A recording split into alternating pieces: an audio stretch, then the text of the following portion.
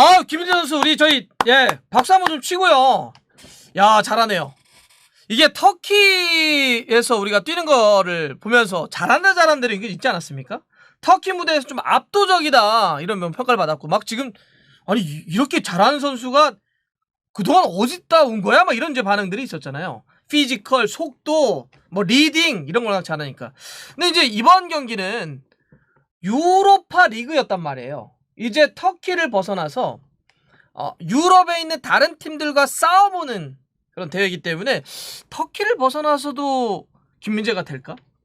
라고 하는 게 좀 있었죠. 오늘 또 싸운 게 이제 독일의 분데스리가의 프랑크푸르트 경기였고 원정 경기였습니다. 이렇게 원정 경기로 분데스리가 팀을 상대로 해서 김민재 선수가 그냥 유로파 리그를 치렀는데 이게 그냥 경기도 아니고 데뷔전 첫 경기를 치른 거예요. 여기서 어떠한 모습을 보여줄까? 이게 굉장히 중요한 거 아니겠습니까? 김민재 선수가 향후에 유럽에 좀 더 중심으로 들어가서 활약을 할 수 있을 것이냐. 그러니까 터키에서 사다리를 타고 유럽의 중심으로 스텝업을 할 수 있을 것이냐. 이거를 가늠해 볼 수 있는 상당히 중요한 경기였고, 그래서 관심이 상당히 많았단 말이죠. 새벽 4시 경기였음에도 불구하고 많은 분들이 좀 함께 보셨는데 어떠셨나요? 네, 어떠셨나요? 잘하죠? 잘하네요. 예. 그러니까 터키에서 이미 3경기를 뛰었거든요. 리그에서 다 선발로 뛰었죠. 그러면서 진 적이 없어요. 김민재 선수가 나왔던 경기 포함해서 페네르바체가 올 시즌 공식 경기에서 진 적이 없는데 오늘도 일단 결과적으로 1대1 원정 가서 비겼습니다. 마지막에 그 추가 시간에 PK만 넣었으면 2대1로 이기는 건데 펠카스가 창계 키퍼에게 막혔고 그걸 들어가면서 베리샤가 맞고 나오는 걸 넣었는데 PK 차기 전에 박스 안에 들어갔다라고 해서 이제 골치가 돼버렸죠. 근데 여하튼 잘 싸웠습니다. 잘 싸웠는데 이게 공격의 아쉬움은 조금 있었지만 홈팀을 상대로 해서 계속 막아냈던 어떤 수비 그리고 페네르바체의 어떤 스타일이 라인을 그러면서 뒤로 물러나서 하지 않거든요. 굉장히 위로 올라와서 하프라인부터 상대를 눌러버린단 말이에요. 그러면서 이걸 지켜내더라고요. 공격적으로 싸우고 그래서 사실 수비 쪽에 부담감이 상당히 클 수밖에 없는 그런 전술을 갖고 있거든요. 오늘도 보면 이 백스리가 어떻게 섰냐면 페네르바체가 아지즈와 살라이가 쓰고 그 센터 3백 센터에 김민재 선수를 딱 세웠는데 세 선수의 히트맵을 보면 어때요? 굉장히 높죠. 김민재 선수가 이 하프라인 근처까지 딱 올라와 있고 가운데 아지즈나 살라이도 거의 붙어서 싸우기 때문에 라인이 상당히 높습니다. 그래서 오늘 재미난 게 홈팀 프랑크푸르트가 옵사이드를 90분 동안 8개나 했어요. 이 이야기는 프랑크푸르트가 옵사이드에 많이 걸렸다. 이제 결과는. 그러면 왜 많이 이렇게 걸렸냐 놓고 봤을 때 두 가지죠. 하나는 페네르바체의 수비 라인이 굉장히 라인을 올려 세웠기 때문에 그 뒷공간을 순간적으로 팔려고 했는데 그게 많이 걸린 것도 있고 또 그만큼 페네르바체의 수비 라인이 라인 컨트롤 선 정리를 상당히 잘했다. 거기에 센터를 보고 있었던 김민재 선수의 어떤 플레이도 당연히 칭찬할 수 있는 그런 부분이겠죠. 근데 공격적으로 싸워서 재밌긴 하는데 또 수비 라인을 뒤로 올리니까 그래서 흥미롭긴 하죠. 야, 근데 이게 경기 볼 때 조마조마하네요. 예. 이렇게 라인이 높으면 수비수들 아주 죽구덩이 힘들어가지고 이게 제대로 이제 부담 하중 제대로 걸릴 수밖에 없는데 여기에 중심을 했던 김민재 선수가 또 있으니까 우리가 이제 그동안은 보면 우리나라 선수들이 뛰었던 거 보면 공격수나 아니면 측면 쪽 자원들이 많았잖아요. 수비도 풀백 아니면 공격도 약간 뭐 측면 이런 게 많았고 센터백은 우리가 그렇게 많지 않았어요. 우리나라 선수들이. 홍정호 선수가 독일 무대 간 적이 있고 그전에도 뭐 심지현이라든지 몇 명의 선수들이 있었지만 또 센터백으로 아주 성공했다? 라고 할 수 있는 선수가 좀 적거든요. 근데 이렇게 김민재 선수 이제 그래서 우리가 많이 기대도 하고 또 어떨까 궁금해하기도 하면서 지켜보는데 이게 공격수들하고 좀 다른 맛이 있네요. 박주호나 윤석영은 이제 사이드고 제가 얘기하는 거죠. 중앙.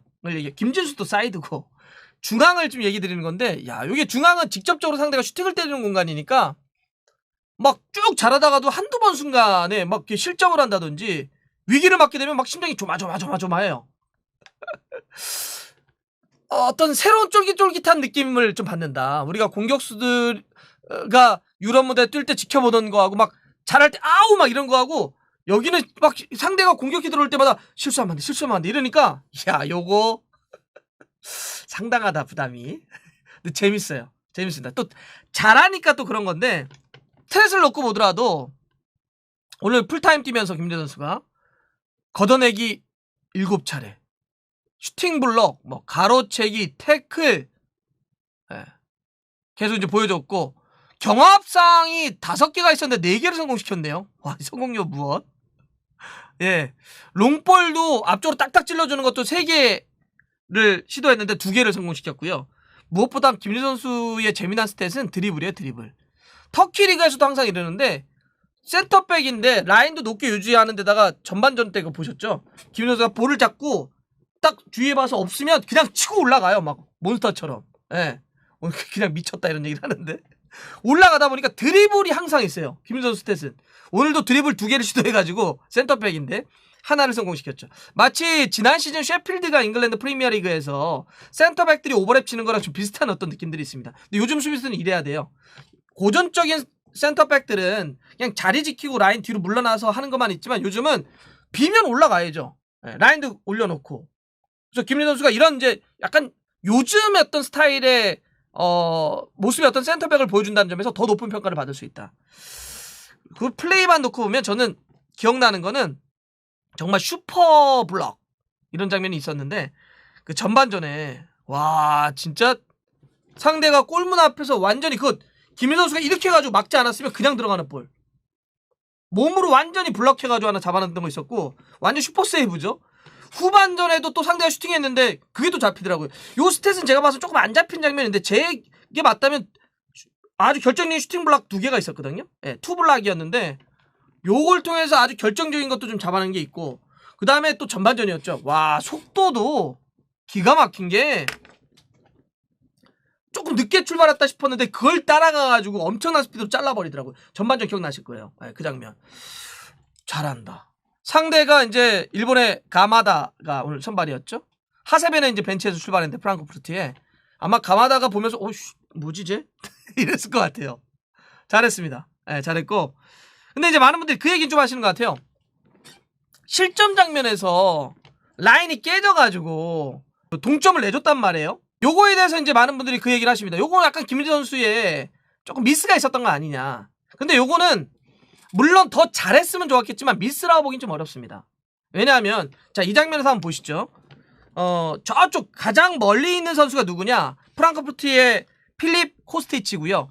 그 사이 공간에 들어오려고 하는 두 번째 선수가 누구냐? 골을 넣었던 샘 람머스입니다.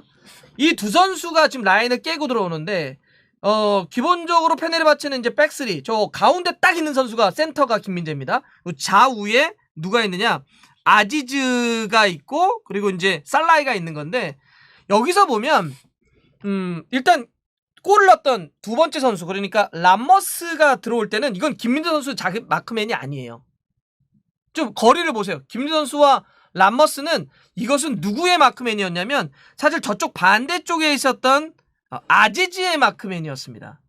그러니까 아지즈가 잡았어야 될 텐데 아지즈가 좀 일단 놓쳤던 게 좀 있었고 또 하나는 이 장면에서 전체적으로 좀 아쉬움은 모든 선수들 그러니까 내려왔었던 양쪽 그 윙백을 포함해서 5명의 수비수들이 패스를 넣는 미드필더 쪽으로만 시선이 모두 유도돼요. 네, 다 보세요. 김민재, 살라이, 아지즈 또 양쪽 윙백까지 다 패스를 주는 선수에게 시선이 유도되어 있다 보니까 사이 공간으로 침투해 들어오는 라머스나 코스티치를 못 봤던 거예요. 네. 그 다음에 이제 여기서 쭉 들어간단 말이에요. 쭉 저쪽에 들어왔을 때 근데 여기서 이제 좀 아쉬움은 있어요. 여기서 아쉬움은 일단 저쪽에 람머스가 들어올 때는 자기 마크맨은 김민재에게 아니었지만 김민재 선수가 이걸 보고 들어가는 과정에서 사실 람머스를 자기 시야에 두지를 못했어요. 처음엔. 그래서 람머스가 들어갈 때 늦게 확인한 거예요. 그래서 스타트가 좀 늦게 이렇게 들어가요. 물론 상대는 이미 라인을 깨고 들어왔기 때문에 스타트 포인트가 달랐어요. 그래서 기본적으로 람머스가 더 빠른 속도를 갖고 들어올 수 있었지만 김민재의 스프린트의 속도를 생각하자면 사실은 조금 더 시야를 먼저 확인했다면 들어올 수 있었던 장면이긴 했습니다. 그래서 그 부분은 조금 아쉬워요. 먼저 주위를 좀 더 넓게 봤다라고 한다면 김 선수가 보고 딱 들어갈 수 있었을 텐데 그건 좀 아쉽지만 하지만 이걸 가지고 김민재 선수의 미스라고 얘기해버리시면 그러면 김민재 선수가 저 위, 아래, 반대쪽까지 혼자 다 막아야 된다는 얘기를 하시는 거거든요. 그거는 아니에요. 그렇게 보면 안 돼요. 이 장면을 놓고 보더라도 골을 넣었던 람머스와 김민재 선수의 거리가 멀어요. 예. 이거는 오히려 양쪽에 있었던 아지즈라든지 살라이와 같은 선수들이 양쪽에 들어오는 라인을 꺾고 들어오는 선수를 잡았어야 되고 그 다음에 아쉬움이 좀 있었다는 거지. 이거는 라인 전체, 수비 라인 전체에 약간의 아쉬움이 있었다. 그리고 페네르바체의 제가 봐선 수비 라인들 올 시즌 죽을 것 같아요. 기본적으로 라인을 저렇게 높게 유지한다니까요. 그러면 상대는 계속 뒷공간을 팔려고 하는 걸 거 아니에요. 저거를 김민재가 마크 놓친 거라고 하면 혼자 수비 다 해야 된다. 뭐 그러니까요. 제가 그래서 보여드리는 거예요. 예. 그래서 이 장면은 이제 많은 분들이 뭐 여러 가지 의견을 얘기하시길래 저도 한번 정리해 좀 드린 거고요. 근데 그런 생각 여러분들 좀 안 들으셨습니까? 저는 이 유로파리그 뭐 터키리그 뛰는 걸 좀 봤으니까 유로파리그 때 김민재 선수가 어떻게 뛸까 살짝 더 궁금했거든요. 근데 오늘 너무 잘해가지고 와 진짜 잘됐다. 너무 좋다 이런 생각이 드는데 왜 그러냐면 이제 아까도 초반에 말씀드렸던 것처럼 유로파리그는 사다리 같은 거예요. 터키에 뛰고 있는 김민재 선수에게는 더 높은 곳으로 갈 수 있는 아주 좋은 사다리가 되는 거죠. 스텝업의 도구가 좀 되는 건데 여러분들 반다이크를 다 기억을 하실 겁니다. 반다이크가 지금 리버풀에 와서 물론 사우스햄튼 거쳐서 이제 오면서 프리미어리그 혹은 전 세계 최고의 센터백이 됐단 말이에요. 근데 반다이크도 처음부터 그렇게 빅리그에 와서 뛴 게 아닙니다. 반다이크가 처음에 뭐 네덜란드 당인 출신이니까 네덜란드의 흐로닝건이라고 하는 작은 클럽에서 그 다음에 갔던 데가 어디냐? 스코틀랜드 셀틱이에요. 셀틱에 갔다가 사우스햄튼 거쳤다가 지금 리버풀로 온 겁니다. 그러면서 이 무대까지 지금 왔던 거죠. 김민재 선수가 처음에 터키를 갔을 때 무슨 얘기를 하셨냐면 좀 더 큰 리그를 가지. 좀 더 중심으로 들어가지. 그쵸. 마음 같아서야 그것도 아마 그런 바람이고 그런 기대니까. 그런데 터키나 포르투갈이나 네덜란드나 이런 데가 어찌 보면 아시아 그것도 이 수비수들이 유럽 무대에 진출하기 위해서는 굉장히 좋은 발판이 됩니다. 유럽의 중심 국가들이 아시아의 센터백을 바로 데려가는 경우는 별로 없어요. 예를 들어서 요시다 마야라든지 도미아스를 얘기하지만 그런 선수들이 바로 갔나요? 다 거쳐가죠. 다 거쳐갑니다. 그러니까 김민재 선수가 당연히 김민재 선수도 거쳐가고 왜냐하면 처음에 뭐 김민재 선수가 뭐 토트넘설, 유벤투스설 이런 걸 있을 때도 그랬지만 그들이 다 좋아요. 다 봐요. 프로필도 보고 영상도 보고 뭐 여러 가지 보고서를 다 본 다음에 진짜 좋네. 야 일단 뭐 너무 좋아 선수 기본적으로. 그런데 그러면 이제 회의를 할 때 이런 거 아니에요? 근데 유럽에서는 경험이 없습니다. 이러면 그렇지 그게 좀 걸리지. 아시아 선수니까 또 그것도 그래 이런 게 있단 말이죠. 근데 만약에 지금 터키에 가가지고 이렇게 터키 리그에서 해줬을 때는 또 그런 게 있어요. 터키 리그에서 오케이 괜찮다고 하는데 근데 터키는 약간 아시아반 유럽반이 좀 있잖아. 유로파리그 이 팀이 간다며. 그러면 이제 유로파리그에서 좀 잘하는 걸 좀 보고 싶은데 전 그래서 유로파리그 궁금했던 거거든요. 근데 유로파리그 첫 경기잖아요. 첫 경기에서 이 정도면 잘한 겁니다. 지금 뭐 평점으로도 나오고 있고 평가로도 나오고 있지만 그러면 이게 아주 좋은 어떤 계단을 밟을 수 있는 코스가 될 것 같아요. 네. 이제 첫 경기니까 여기 유로파리그의 페네르바체가 D조의 그리스 올림피아코스, 벨기에 안트워프와 지금 한 조입니다. 이런 팀들과의 경기를 통해서 더 좋은 경기력 그리고 더 높은 곳 계속 간다면 정말 김민재 선수가 조금 더 유럽 중심으로 가는 시간이 앞당겨질 수 있을 것 같아요. 좋아요. 야, 진짜 잘한 겁니다, 여러분. 이 정도면 리그는 제가 봤을 때 터키 쪽은 거의 평정한 것 같고요. 거긴 초반에 이미 끝났어요. 김민재 선수에 대한 평가가 압도적이라니까요. 유로파 리그에서 근데 왜 긴장을 안 타? 여러분들 그거 아시죠? 김민재 선수의 최고의 능력을 다 사람들이 몸만 얘기하시는데 막 운동 능력, 신체 능력만 얘기하시는데 제가 알고 있는 김민재 선수의 최고의 능력 중에 하나는 멘탈입니다. 제가 알고 있는 선수들 중에 이게 멘탈이 제일 센 선수예요. 도미아스는 몸싸움이 안 돼서 풀백 뜁니다. 그런 몸싸움도 되고 속도도 되는 어떤 신체적 능력 뛰어나지만 김민재 선수는 멘탈이 센데 이런 거예요. 잘한다고 사람들이 주위에 칭찬한다고 해서 이렇게 뜨지 않고요. 실수했다라고 해서 주눅 들지 않아요. 김민재는. 어떤 상황에 상황에서도 자기의 플레이에 집중하는 선수예요. 진짜 무서운 선수예요. 지금 초반에 잘해주고 있는데 이거 갖고 뭐 들뜨거나 이런 선수 아닙니다. 계속 이렇게 할 거예요 아마. 지켜보세요. 지켜보시면 정말 그 별명처럼 괴물과 같은, 한 번도 경험하지 못했던, 한 번도 우리가 한국 축구에서 보지 못했던 수비수를 만날 수 있을 겁니다. 저는 믿음의 문제가 아니라 그럴 거예요 아마 이 친구는. 네, 그럴 겁니다.